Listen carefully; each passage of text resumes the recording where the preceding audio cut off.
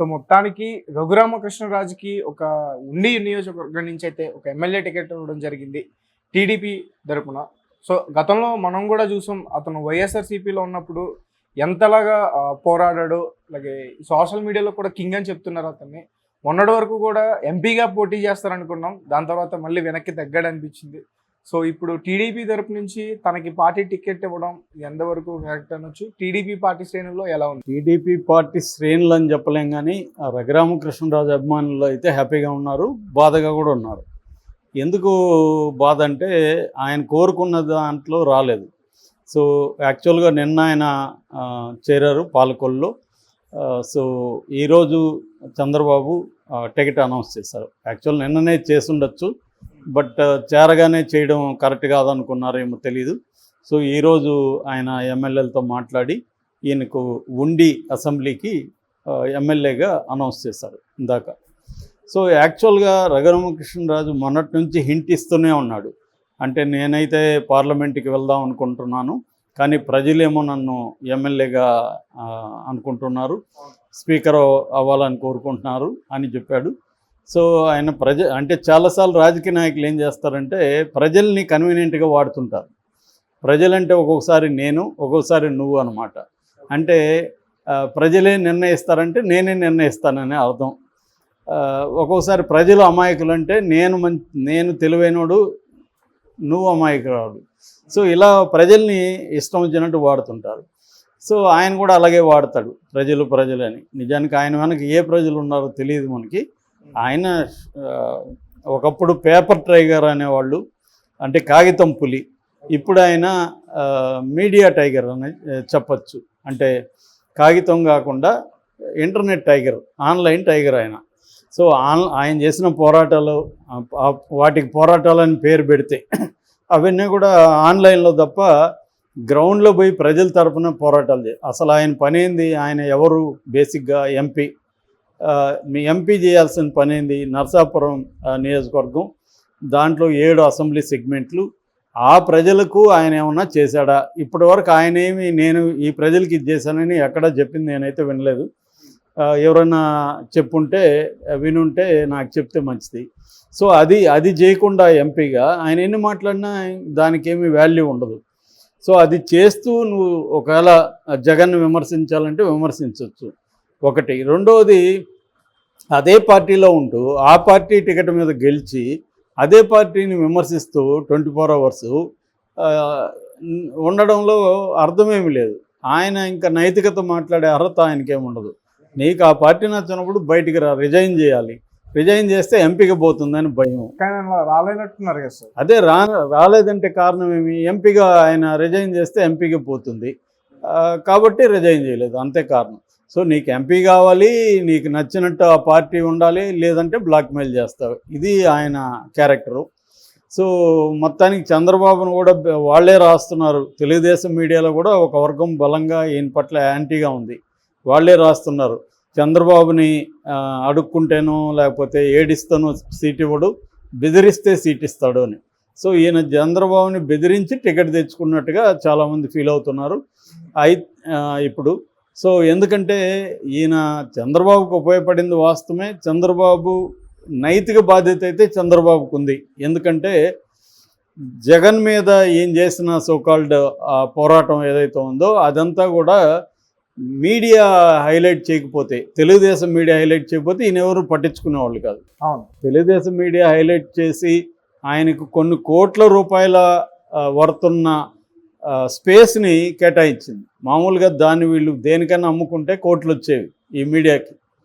ఎందుకంటే prime time అంతా కూడా ఆయనకి ఇచ్చేవాళ్ళు. ఆయన ఎప్పుడు అడిగితే అప్పుడు స్లాట్లు ఇచ్చేసేవాళ్ళు. ఆయన ఎంతసేపు మాట్లాడుతుంటే అంతసేపు. ఆయనకేం పని లేదు కదా, ఎంపీగా ఏం పని చేయట్లేదు, ఖాళీగా కూర్చొని గంటలు కబుర్లు, జగన్కి వ్యతిరేకమైన కబుర్లు చెప్పడం అన్న ఇదే ఆయన చేశాడు. సో ఇప్పటికి కూడా ఉండిలో గెలుస్తాడా లేదనేది డౌట్ఫుల్లే. ఎందుకంటే ఆల్రెడీ అక్కడ ఇద్దరు రామరాజుల మధ్య గొడవ నడుస్తుంది. మంతెన రామరాజుకి టికెట్ ఇచ్చాడు. అతను 2019లో తెలుగుదేశం తరపున గెలిచాడు మంతెన రామరాజు. అంతకుముందు కలవపూడి శివరామరాజు 2014లో తెలుగుదేశంలో గెలిచాడు. సో ఆయన ఆల్రెడీ మంతెన రామరాజుకి టికెట్ ఇవ్వడాన్ని వ్యతిరేకిస్తున్నాడు. ఆయన వర్గం చాలా స్ట్రాంగ్గా వ్యతిరేకిస్తుంది. ఇప్పుడు ఈయన ఇంకొక రామరాజు వెళ్ళాడు, రఘురామరాజు. సో రఘురామరాజు ముగ్గురు కూడా ఒకే సామాజిక వర్గం ఒకే సామాజిక వర్గము. ఇప్పుడు ముగ్గురు విడిపోయారు. సో ముగ్గురి ఓటు బేసు విడిపోతుంది కదా. ముగ్గురు ఓటు బేసు విడిపోతే ఎవరికి నష్టం?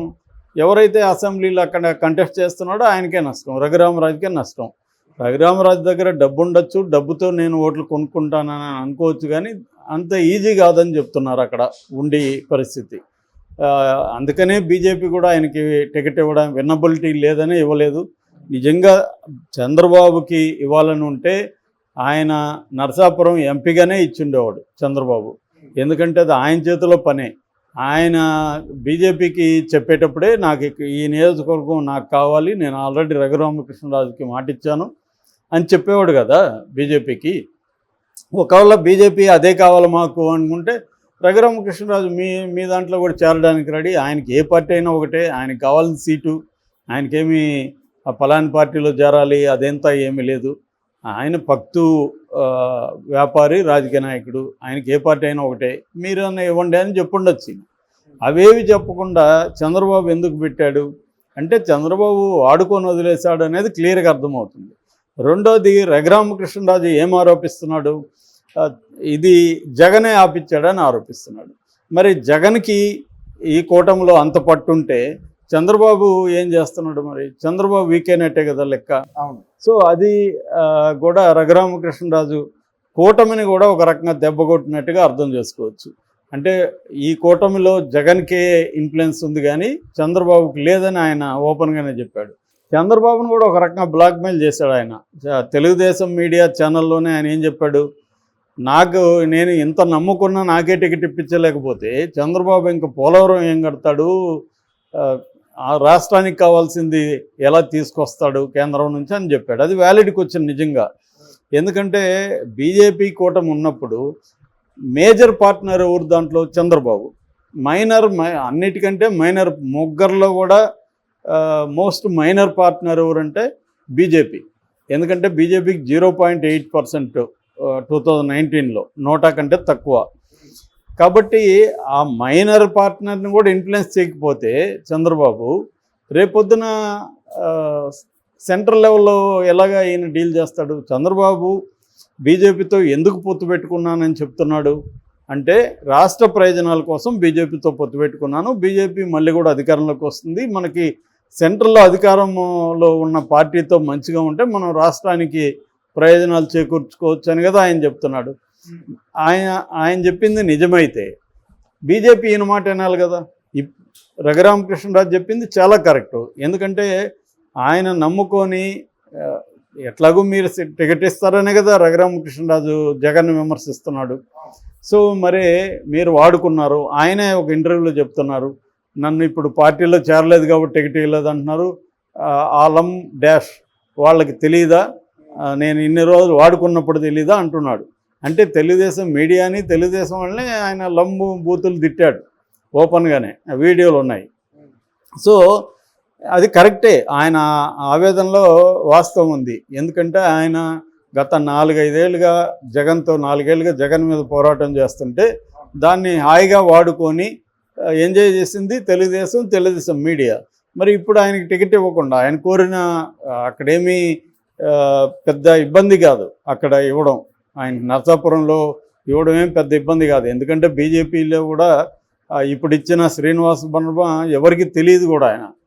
సో మరి ఆయన బదులు రఘురామకృష్ణరాజుకి ఇచ్చి ఉండొచ్చు బీజేపీ. కానీ బీజేపీ ఎందుకు ఇవ్వలేదు? ఆయన చెప్పినట్టు జగన్ ఇన్ఫ్లుయెన్స్ ఉందా? ఉంటే మాత్రం కూటమికి అది నష్టమే. ఉన్నా ఉండకపోయినా రఘురామకృష్ణరాజు ఆరోపణల వల్ల కూటమికి ఖచ్చితంగా నష్టమే. ఇప్పుడు ఉండిలో కూడా మిగతా 2 రామరాజుల మధ్య ఆల్రెడీ గొడవ ఉంటే ఈయన 3వ రామరాజు వెళ్ళాడు. ఈ 3 రామరాజుల మధ్య గొడవలు ఏమన్నా పరిష్కారం అవుతాయా? ఈయన తన డబ్బులు ఉపయోగించి మిగతా 2 రామరాజులు ఏమన్నా సైలెంట్ చేయగలుగుతాడా? ఇవన్నీ మనకి కొద్ది రోజుల్లో తేలుతాయి. ఏదేమైనా ఆయనకి రఘురామకృష్ణరాజుకి ఆయన స్పీకర్ కళ ఒకటి ముందే ఒక డిమాండ్ పెట్టేశాడు ఆయన చంద్రబాబుకి, నేను ఎమ్మెల్యే అయితే నువ్వు నాకు స్పీకర్ ఇవ్వాలని. ఆల్రెడీ చెప్పేసినట్టే కదా, ప్రజలు కోరుకుంటున్నారంటే అర్థం ఈయన కోరుకుంటున్నాడని మనం అర్థం చేసుకోవాలి. నేను చెప్పాను కదా, ప్రజలంటే నేనే, అంటే ప్రజలంటే ఇక్కడ రఘురామకృష్ణరాజే, ప్రజలు కోరుతున్నారంటే నేను కోరుతున్నానని ఆయన చెప్పాడు చంద్రబాబుకి. మరి ఇప్పుడు ఆయన గెలవాలి, గెలిపించే బాధ్యత కూడా మళ్ళీ చంద్రబాబు, ఎందుకంటే ఇండిపెండెంట్గా అంత సీన్ లేదని చెప్తున్నారు ఆయనకి గెలవడం. సో ఇండిపెండెంట్గా అంత సీన్ ఉంటే వీళ్ళ బంగుపాటు ఎందుకు? అంటే ఒకవేళ ఇండిపెండెంట్ గా పోటీ చేస్తే ఉండిలోనే చేసేవాడా సార్, లేదంటే నర్సాపురం? నర్సాపురంలో చేసేవాడు కదా, ఆయనకి అంత దమ్ము ఉంటే, నేను గెలుస్తానని నమ్మకం ఉంటే ఆయనకి అక్కడే చేసేవాడు కదా. ఆయన కోరుకుంటున్నది ఆయనే చెప్తున్నాడు కదా, నేను ఎంపీగానే కోరుకుంటున్నానని. ఆయనకి ఇష్టం లేదనే కదా చెప్తున్నాడు ఎమ్మెల్యే. మరి ఇష్టం లేని ఎమ్మెల్యేకి ఎందుకు వచ్చాడు? ఇండిపెండెంట్గా గెలవలేననే కదా.